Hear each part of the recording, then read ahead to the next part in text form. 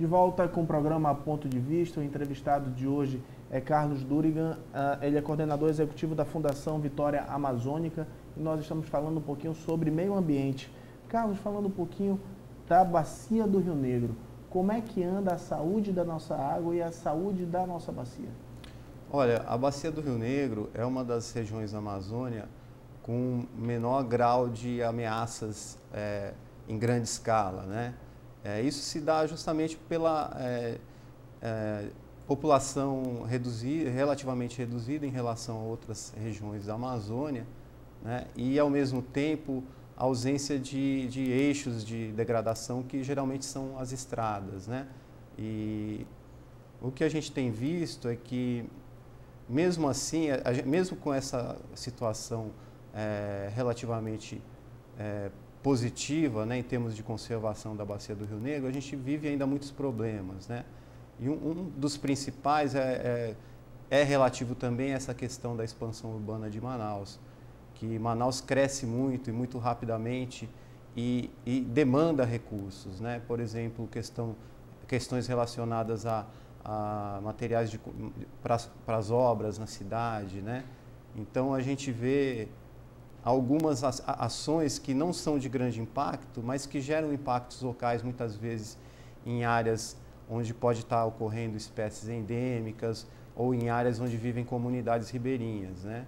Indígenas ou não indígenas. Então, mas numa maneira mais ampla, a gente ainda tem a bacia do Rio Negro como uma das áreas mais bem conservadas da Amazônia, justamente por essa baixa densidade populacional e ainda baixa,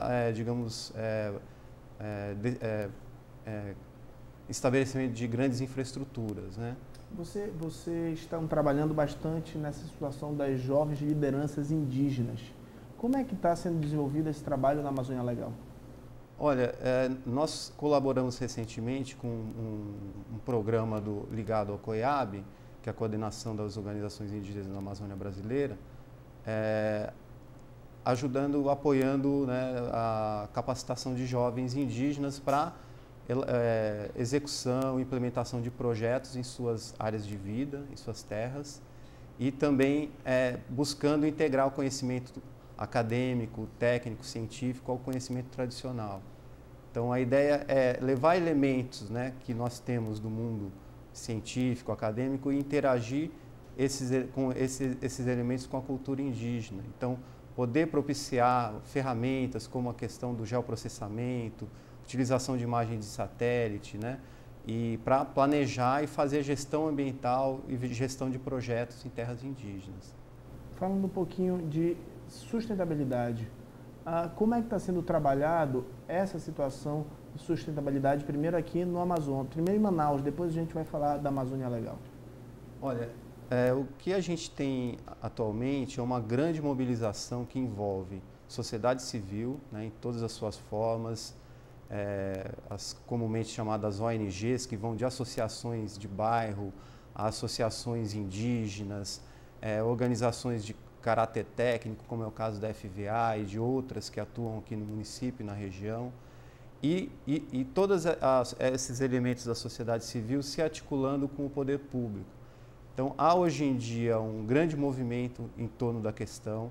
A gente tem vários problemas ainda, né, que precisam ser solucionados, né? Então, problemas de diversas ordens, mas o caminho tem sido traçado de uma forma relativamente positiva. Os resultados não são os esperados, né, porque a gente ainda vê muitos problemas acontecendo. Mas eu acho que o caminho está sendo traçado de uma forma muito interessante, porque o que mais eu acho que é um fator positivo é justamente a interação entre os atores. Então, os processos serem participativos, né? Como nós vemos agora a questão do plano diretor de Manaus, né?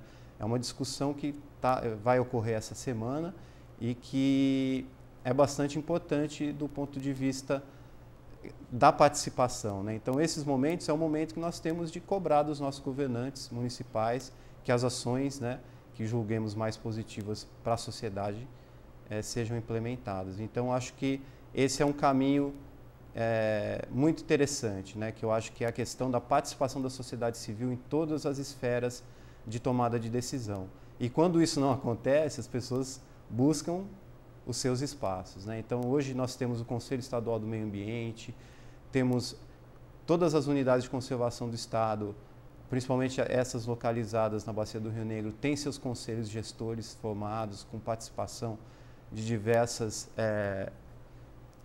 comunidades, diversas instituições.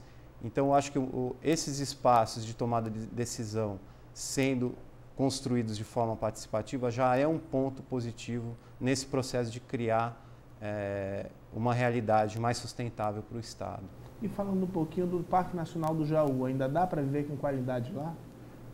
Olha, o Parque Nacional do Jaú, ele tem um histórico bastante complexo, né? Ele foi criado em 1980 e, à época, não haviam as bases legais que nós temos hoje, né? Que é justamente esses processos participativos que eu falei. Então, consulta pública, trabalhar a implementação envolvendo as comunidades locais. Então, foi uma luta muito grande que envolveu diversos atores e que a gente conseguiu construir um cenário mais positivo no sentido de aproximar o gestor público, no caso IBAMA e hoje ICMBio, né, junto às comunidades. Então, as comunidades hoje participam do Conselho Gestor da Unidade de Conservação, né, existe um conselho consultivo, ele se reúne 3 vezes ao ano e os problemas que ainda são muitos, né, para a gestão dessa unidade, são debatidos e são discutidas as formas de se minimizar.